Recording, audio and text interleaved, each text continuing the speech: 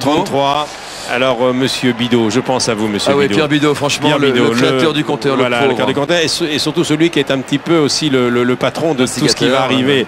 Car le scintillement qui va maintenant se produire dans les meilleures conditions, j'espère pour lui, il y a quand même 4 milliards de spectateurs qui attendent, a nécessité 3 mois d'installation. 3 mois. Là, on les sent beaucoup plus bouillants. Avec des roues qui ont été installées en montant, c'est-à-dire que la première roue, au fond, est à la Concorde. Avril 97, il mettait le compteur en marche, ça a roulé tout. On va s'embraser tout à l'heure à minuit pile, comme on vous l'a promis. Vraiment bien.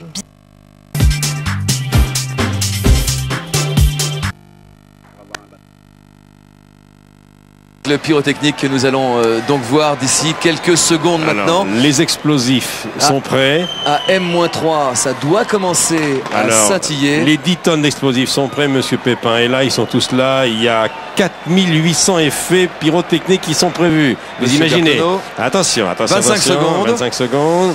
La terre entière nous regarde. C'est un travail dangereux en raison même de la tour chargée d'ondes et de parasites, me dit-on. C'est un travail dangereux. C'est vrai, le plus grand émetteur de France, le plus grand émetteur de télévision notamment, qui devient le plus grand récepteur de toutes nos émotions, notre mère à tous.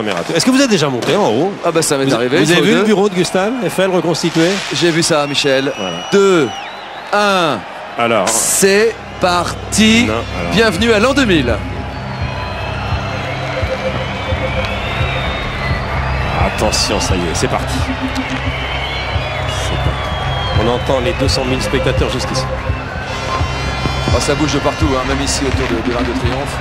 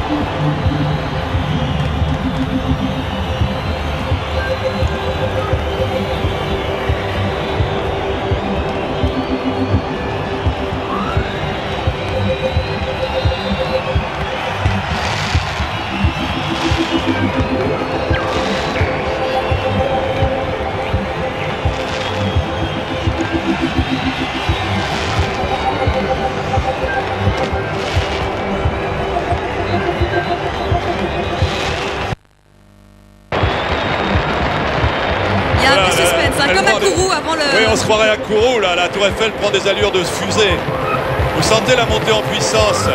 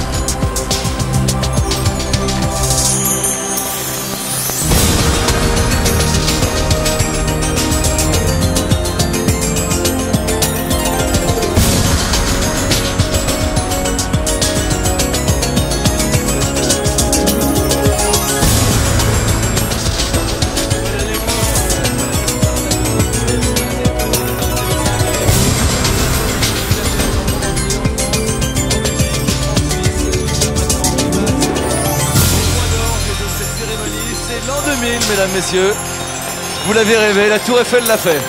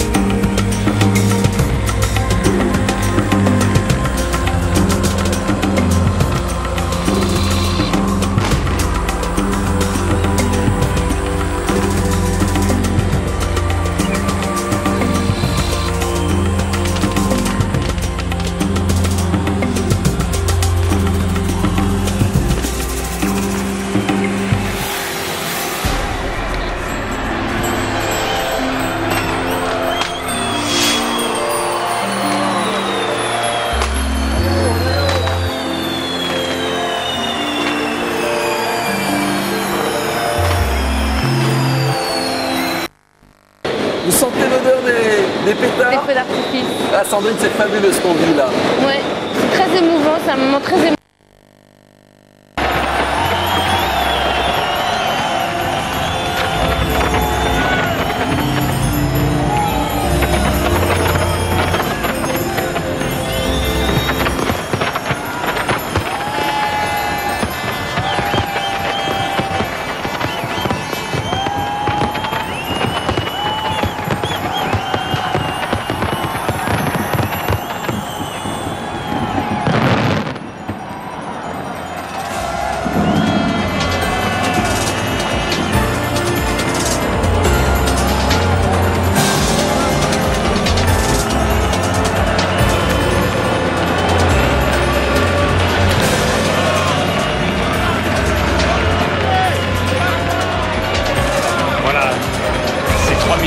Magique, nous avons voulu vous les faire vivre en silence pour entendre le bruit du cœur qui bat, du cœur d'une foule, d'un pays et peut-être d'ailleurs du monde entier, puisque c'est cette image qui est offerte par le consortium auquel nous appartenons à l'ensemble des télévisions qui sont en train de reprendre toutes les cérémonies qui font passer le monde en l'an 2000. Et c'est un spectacle vraiment magnifique qui se termine à l'instant même sur la Tour Eiffel et qui va commencer, qui va enchaîner, vous allez le voir grâce à nos caméras, sur les Champs-Élysées, puisque progressivement, alors que la Tour Eiffel a l'air encore de trembler et d'être complètement électrifiée par ce qu'elle vient de nous faire vivre, progressivement vous allez voir les Champs-Élysées à travers un mixage d'images qui vont s'animer doucement.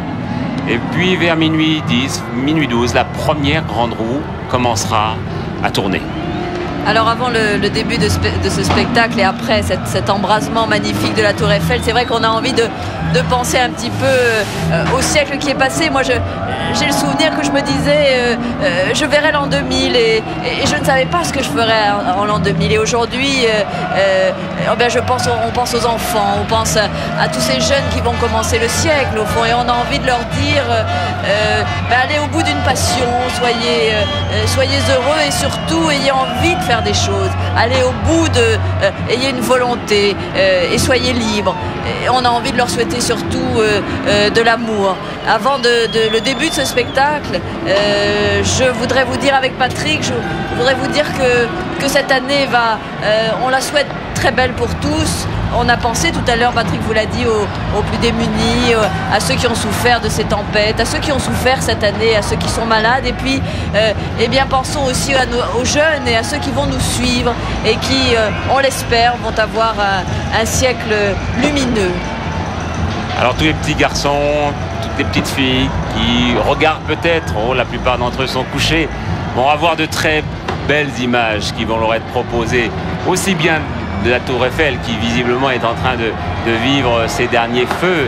Elle a donné quelque chose de tellement sublime pendant 5 minutes qu'on peut comprendre qu'elle se repose et qu'elle cherche à retrouver ce décompte qui maintenant ne sert plus à grand chose. Mais bon, il était prévu qu'il soit marqué 2000.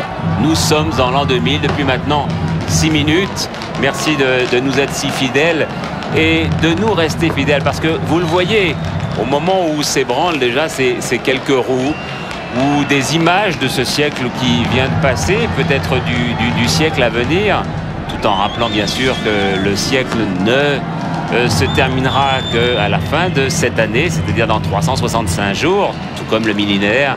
Mais disons, au fond, le spectacle de ces années 1000, que là nous avons définitivement enterré, ce spectacle va être remontré en boucle par la nature même de la roue, qui est de tourner, qui n'existe que depuis d'ailleurs 6000 ans. Jusqu'alors, nos ancêtres n'en avaient pas trouvé l'idée. Et cette idée, elle va être, je crois, bien exploitée par tous les créateurs qui vont nous faire vivre avec une ambiance de feu actuellement sur les Champs-Élysées. Très belle ambiance, parce qu'elle remonte à nous pour l'instant. On entend cette clameur, on l'entend dans son état originel. Il n'y a aucune musique pratiquement qui la recouvre. On sent beaucoup de bonheur. Peut-être le désir pour certains justement d'enterrer une année qui s'achève, et puis pour d'autres de croire en l'espoir.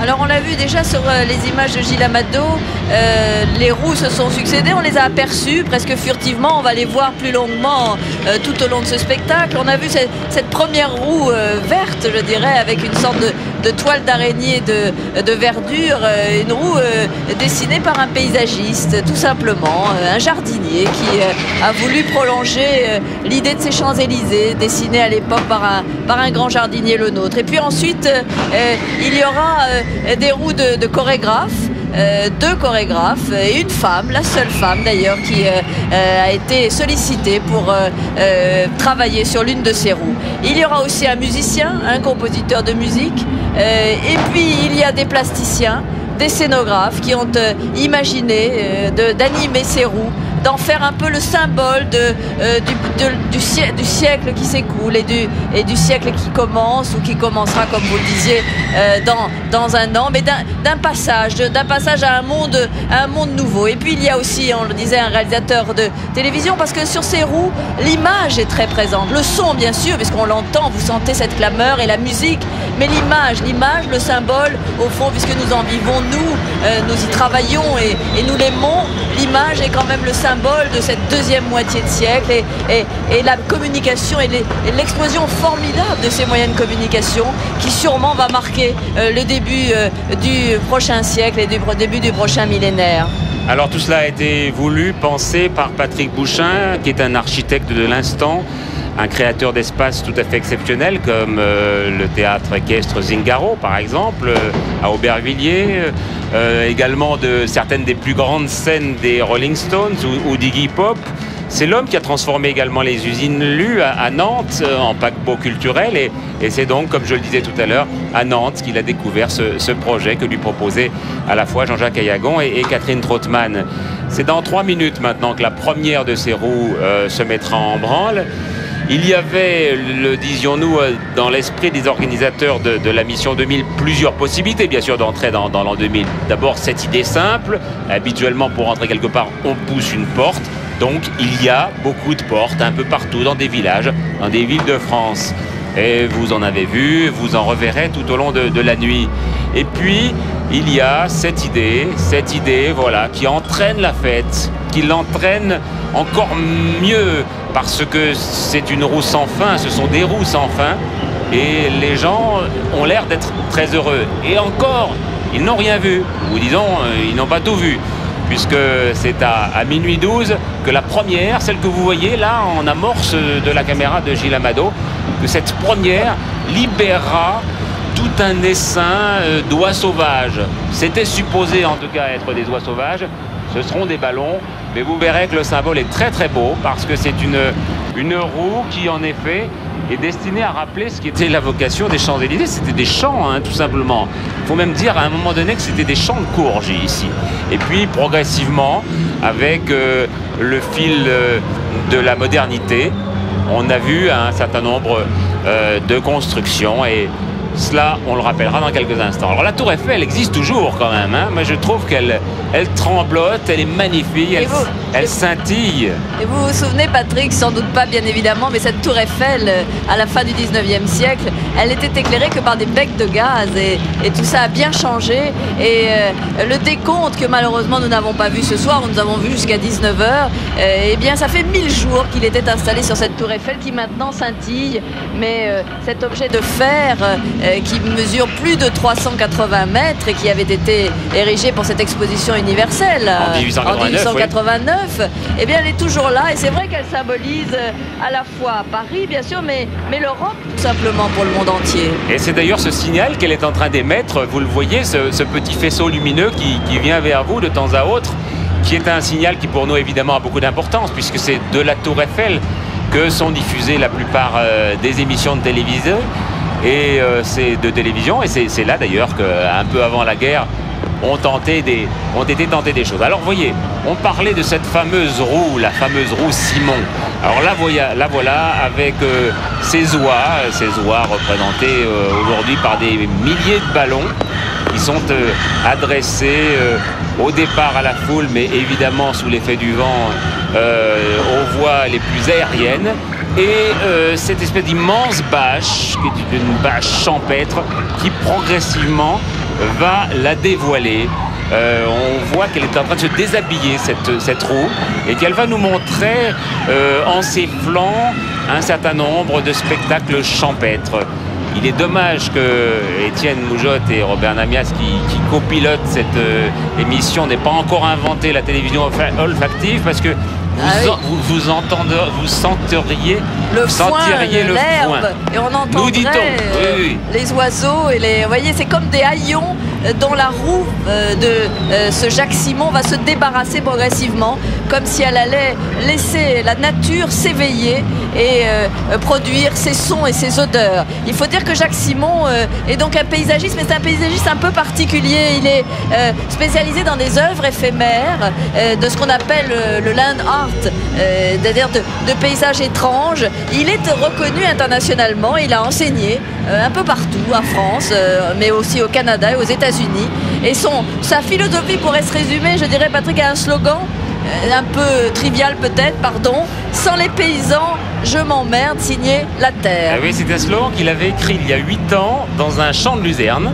Et évidemment, lorsque la luzerne est arrivée à terme, on a découvert ce qu'il avait écrit. Et c'est assez amusant parce que pendant la Révolution, il se trouve que la marquise de Marbeuf fut guillotinée pour avoir semé de la luzerne sur les Champs-Élysées. Donc vous voyez, il y a 2 siècles, il y avait déjà des gens qui avaient des idées de luzerne. Alors il semble, nous dit-on, parce que là où nous sommes quand même, on ne peut pas le sentir, que normalement on devrait, si on est tout à fait autour de la roue Simon, comme le sont nos caméras, qu'on devrait sentir un petit peu ces odeurs de luzerne, de feu de paille, de terre grasse qui sont donc diffusées tout autour de cette roue. Cette roue qui symbolise bien sûr l'agriculture en perpétuelle mutation, le mouvement de cette roue à la fois gros insecte bourdonnant ou machine agricole monstrueuse. Il faut savoir que son auteur l'a définie comme un Titanic rural. Tout un programme.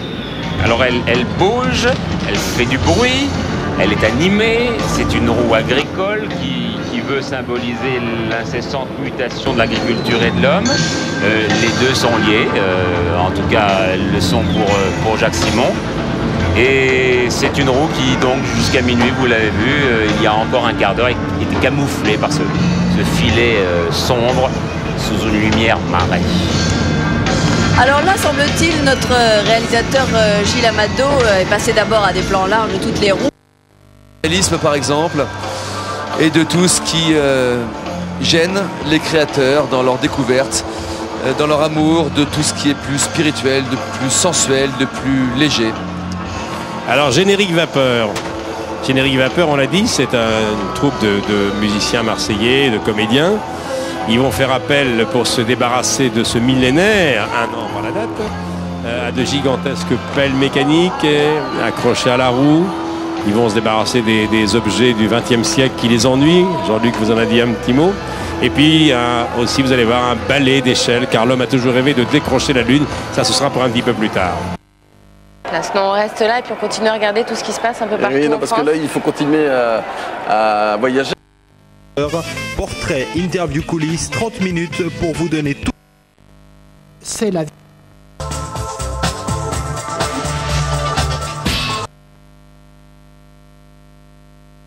Il faut le jeter, selon lui, donc il doit disparaître. Au public, les Champs-Élysées, symbole de pouvoir. Bon, un symbole de Michel Drucker, on va pas en faire le 7, mais symbole de pouvoir aujourd'hui rendu au peuple. Alors il faut préciser, mais vous l'entendez sans doute, nous on l'entend moins bien que vous sans doute, c'est que la bande son, la musique que vous entendez est d'inspiration jazz rock, avec l'intervention de Cathy Avram en cantatrice rock. Vous allez la découvrir dans quelques instants.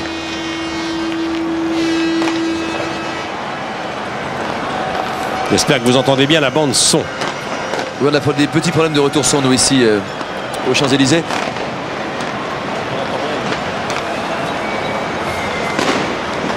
On n'a pas de son, Michel. On fait donc comme d'habitude. Quand on ne sait pas quoi faire, on appelle Michel Drucker. Michel, qu'est-ce qu'on fait? Alors on va préciser que le spectacle que présente cette troupe va se terminer tout à l'heure par l'illumination d'un phare, pour rappeler que dans toutes les histoires de naufrage, il y a tout de même un phare. Une note d'espoir qui fait que le navigateur n'est pas perdu. C'est donc une troupe marseillaise. Permettez, j'en profite pour saluer ma famille qui est installée là-bas. Ma maman, Christian, mes petits frères David et Thomas, Philippe qui m'accompagne ce soir et toute notre équipe. Spectacle donc visuel et encore une fois sonore. On a du mal à percevoir d'ici, tant la foule est déchaînée après ce magnifique spectacle que nous a offert la Tour Eiffel ce soir. Alors pour vous situer géographiquement l'endroit, nous sommes tout en haut des Champs-Élysées, là vous êtes en bas. Vous êtes pratiquement à 2 pas de la Concorde, puis c'est la première, c'est la deuxième roue. C'est la deuxième, celle-ci, oui. Donc elle s'appelle donc, je le rappelle, son nom parce que c'est pas évident à retenir. Comment faire la roue devant l'avenir? Se mettre en roue libre, ce qu'on est en train de faire, Michel. Absolument, dérouler doucement. Voilà les échelles dont je vous parlais. Le balai d'échelles.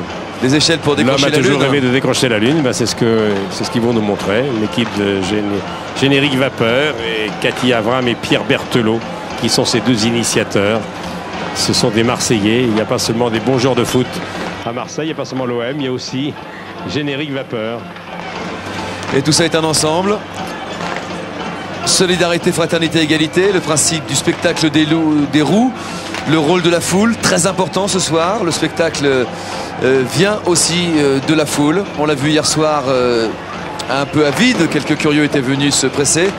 Et ce soir, c'est vraiment quelque chose de particulier, d'exceptionnel, que nous avons tous imaginé un jour. Mesdames, Messieurs, c'est l'an 2000. Le message de Patrick Pouchat était très clair. Il a voulu transformer, vous l'avez dit Jean-Luc, les Champs-Élysées, qui symbolise l'axe du pouvoir, et de le rendre aux Parisiens l'espace d'un soir. Je peux vous dire que les Parisiens s'en donnent à cœur joie. Il y a vraiment une marée humaine tout autour de ces roues. En plus, il fait très doux. Le météo est très agréable. C'est un signe qu'on nous envoie. Ce qui est un authentique miracle, je peux vous le dire, c'est qu'après la tempête qui a blessé la France, comme l'a dit le chef de l'État ce soir, c'est un authentique miracle si ces roues sont encore debout, je peux vous le dire.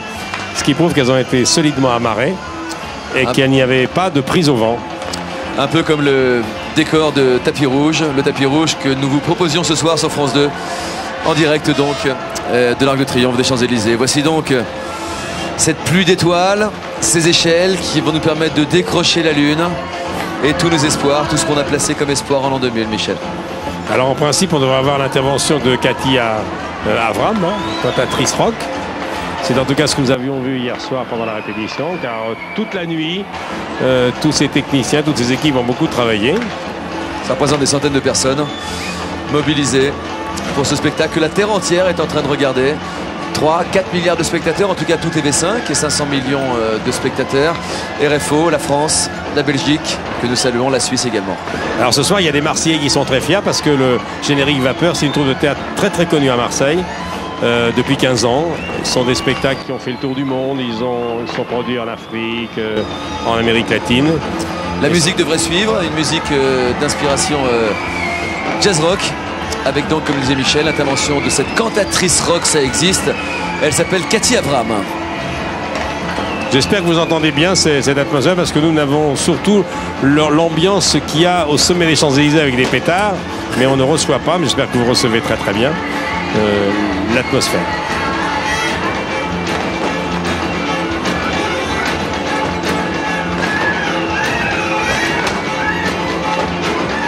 Là, on retourne à la première roue, la roue campagnarde. Vous apercevez la deuxième juste à suivre. On a déjà fait 2 roues, hein, Jean-Luc. Plus que 9, Michel. Oui, pas mal sur 11, on a déjà fait 2 roues quand même. Je dirais que ça tourne, Mine de rien. Hein. Ouais, ça, 21 minutes, on a déjà fait 2 roues. Voilà. Vous allez découvrir dans les minutes qui viennent des roues absolument hallucinantes qu'on a pu découvrir. Donc, oui, mettez-moi l'eau à la bouche, Jean-Luc. Qu'est-ce qui nous attend? Je pense notamment à la roue de Claude Crespin avec le fameux Cirque du Soleil que vous avez reçu il y a quelques semaines, Michel, dans avec une de vos émissions. Franco Dragon il est l'assistant de Franco Dragon, qui est le metteur en scène, le grand patron du Cirque du Soleil. On en parlera un petit peu plus tard. Nous avons également la roue numéro 8, celle qui s'appelle roue Age engrenage virtuel. Vous vous souvenez, 3 roues en fait, qui tournent sur elles-mêmes. Oui. Sur 2 axes, on verra ça. Une grande roue un peu dans l'esprit d'Eiffel. Une autre roue en bois qui symbolise le passé, celle d'Eiffel le présent. Et puis une roue horizontale qui montera peu à peu le long d'un mât de cocagne et qui va représenter un peu le futur, la roue du futur. Donc le passé, le présent et le futur.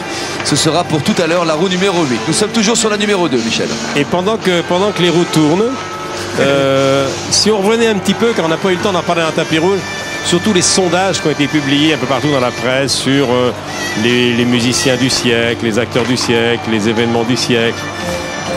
Alors on peut commencer peut-être par les chanteurs puisque ces roues sont très musicales. Les chanteurs ou les groupes du siècle. Les Beatles sont arrivés en tête selon les Français. Puisqu'on parle des Beatles, je suis heureux d'apprendre que George Harrison ait plus de peur que de mal, mais c'est quand même troublant quand même. On a eu peur que l'histoire se répète après Lennon, oui. Les Beatles sont donc pour les Français les musiciens du siècle, suivis, mais alors vraiment dans un petit chapeau par Johnny Hallyday et Charles Aznavour. D'autres ne sont pas très loin. Il y a Trenet, il y a Presley, il y a Pavarotti, il y a Montand, Sinatra, Chevalier, Michael Jackson. Michael Jackson, je l'aurais bien vu sur cette roue ce soir, vous voyez. Il aurait été bien, ouais. Il aurait été bien, Michael, dans une nacelle. Et Johnny debout sur une de ses roues après le Stade de France, ça aurait eu de la gueule également. Ouais. Alors à propos de Johnny, puisqu'on parle de Johnny, nous sommes sur cette avenue. Bon, ce soir, c'est un des événements culminants de ce début 2000, puisque nous sommes en l'an 2000 puis 23 minutes. Il faut savoir qu'au mois de juin, eh bien, il y aura, à mon avis, autant de monde pour voir le 11 juin, pour voir Johnny. Il chantera sur les Champs-Élysées. Il partira de là où nous sommes, pratiquement, et il descendra sur une scène mouvante jusqu'à la Concorde. Que restera-t-il aux autres? Ah, on les entend bien, là. Ah oui, là, on a un retour maintenant canon. Hein. Ça y est, on y est, là, on est dedans. On entend bien, là. Ça, générique vapeur, on entend.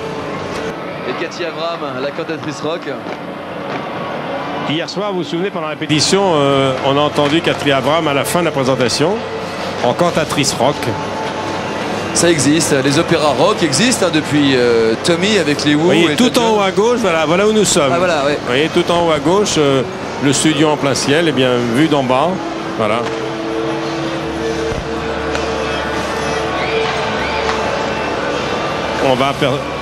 Nous allons lentement vers une balise, ce qui pourrait vouloir dire non, elle n'est pas encore allumée.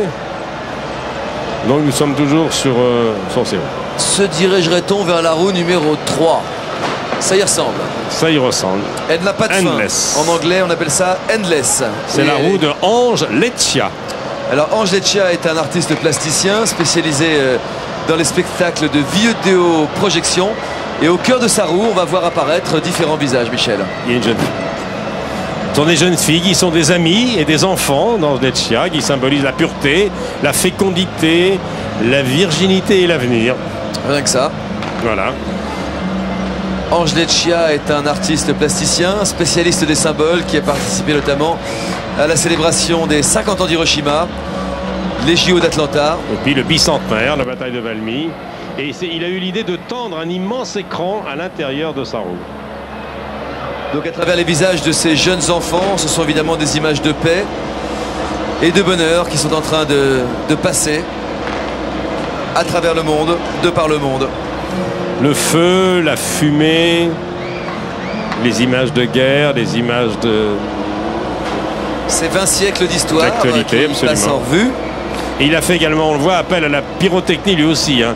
Il y a des effets de fumée, d'artifice qui viennent régulièrement appuyer la force de ces images. Il mélange en fait le pire et le meilleur. Des images de guerre, d'horreur, des images de pureté, d'avenir, de fécondité.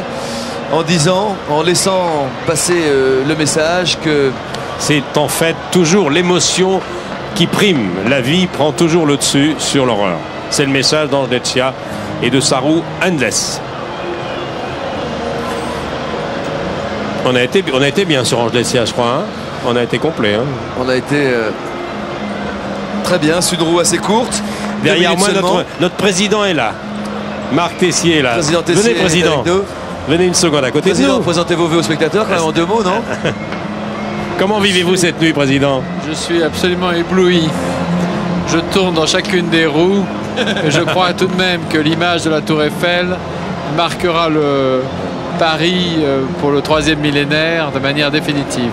Bravo vraiment à ceux qui ont fait ce magnifique projet. Messieurs Bidot, Pépin. Merci d'être venu nous soutenir, président.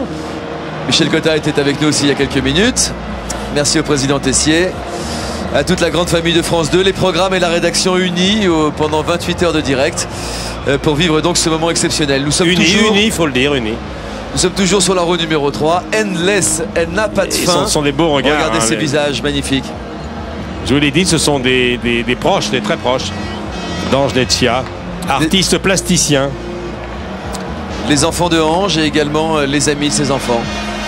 Si vous vous souvenez des Jeux d'Atlanta, bien vous vous souvenez d'Ange Decia, il y avait participé activement. C'est la roue numéro 3. Alors,